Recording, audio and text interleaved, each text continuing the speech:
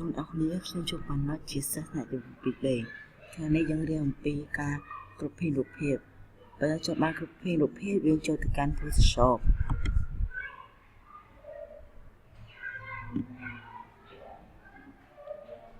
នេះគឺជា Photoshop បើយើងចង់បានរូបភាពយើងចូលទៅកាន់ File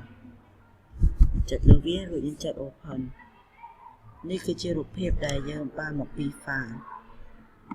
យើងចង់បានរូបភាពការនេះយើងចុចលើវារួចយើងចុច Open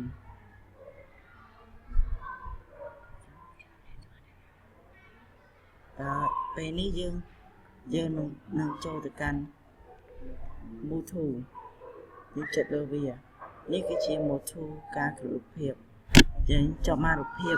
ស្អាតយើងទាញលើវា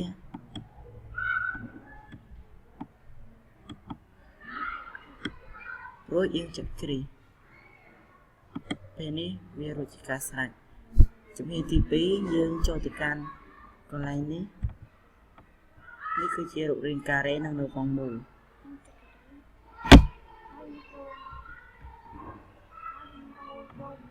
បើយើងចង់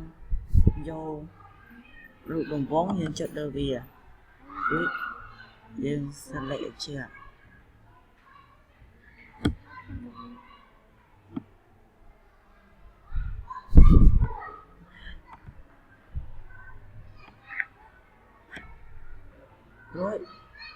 រួចយើងចូល image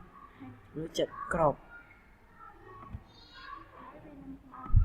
ហើយវានឹងបានរូបភាពមួយនៅពេលនេះសូមអរគុណច្រើនសម្រាប់ការទស្សនា